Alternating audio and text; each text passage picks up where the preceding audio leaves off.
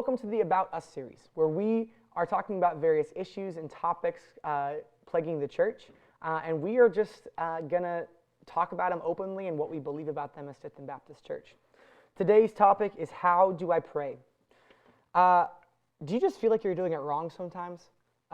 Talking to no one, getting nowhere in your prayer? I'll be honest, that's me sometimes. I'll say that I'm just talking to some big open sky and I can't really hear God.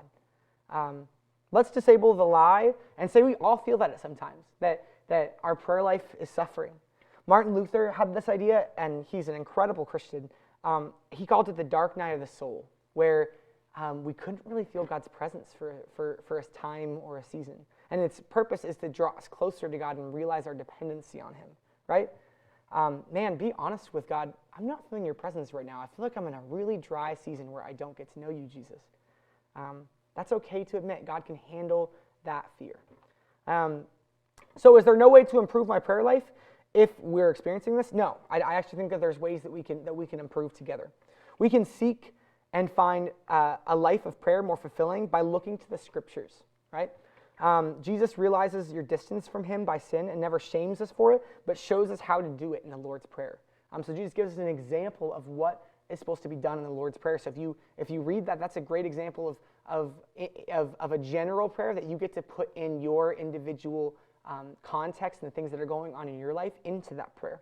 Right, a basic model for prayer. I'm going to teach you guys just a really basic model, and it's in the acronym ACTS, like A-C-T-S. So the A stands for adoration. Talk to Jesus about what you know about Him to be true. A good time to remember what He's done in your life. Jesus, I thank you for the fact that you have shown me you're good in this way, that you did this for me. Just saying all the good things about Jesus. I love that when David in the Psalms is praying, oftentimes he just spends, despite him being alone in the wilderness, being hunted down and pursued, he just spends time talking about God's character and how much he adores Him. Spend some time in adoration, which is the A. The C is confession. Talk about your failures to submit to God despite His faithfulness. Like, God, you've been faithful to me. Here are the honest ways that you already know, but that I haven't followed you well. Take an honest look at how you and Jesus are doing in this season, and give over those broken areas of, like, man, I might be doing really well in this way, and I still adore you, but here's some things in my life that just don't look like I'm reflecting you, Jesus. I confess. So we have adoration, confession, and the T is thanksgiving.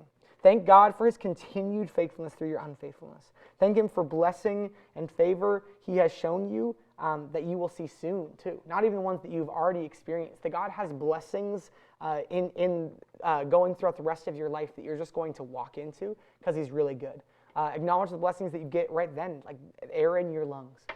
Understanding, getting yourself into a mind frame of seeing God for who He is as the one who's moving all the puzzle pieces, doing all the stuff throughout creation.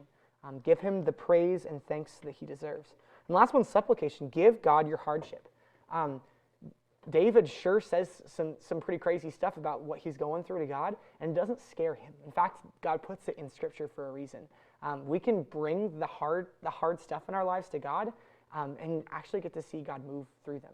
That every answer to prayer is yes or not yet. God is planning on getting rid of evil and suffering, and either that's a yes at this moment, it's going to happen, or yes but not yet. Right? And so bring your supplication, bring the hardships that you're going through.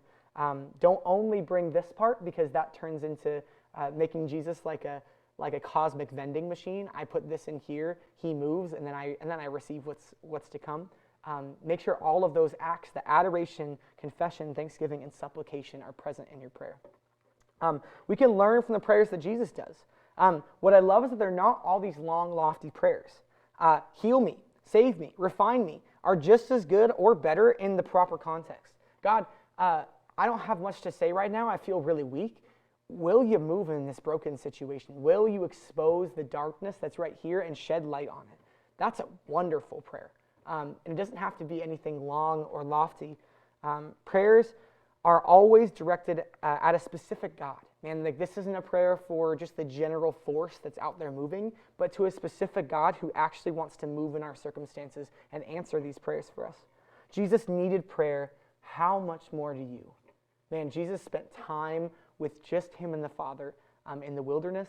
And so what we have to ask ourselves is, if we aren't praying, is that, man, we need it that much more, because if Jesus needed it, then certainly Bailey Snow needs it, right? Certainly whoever is listening to this needs it.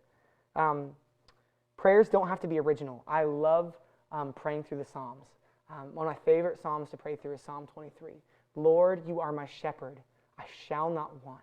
You make me lie down in green pastures. God, I thank you for the fact that you have my life up to this point, and my life continuing from this point will continue to lead me in green pastures and beside still waters. You alone, God, restore my soul. I thank you how you restored my soul in this one situation, and that you are going to continue to do so. What if you prayed through the Psalms if you didn't have the words or the original thought to do so, and then you implemented different things that God has been doing in your life as you're reading it? Man, that's powerful. God doesn't leave you alone in prayer. He knows that there's distance between you and God. He's never going to shame you. He actually gives you strategies to have greater relationships in your prayer life with him. So I encourage you to use those as we seek to be a prayerful community together.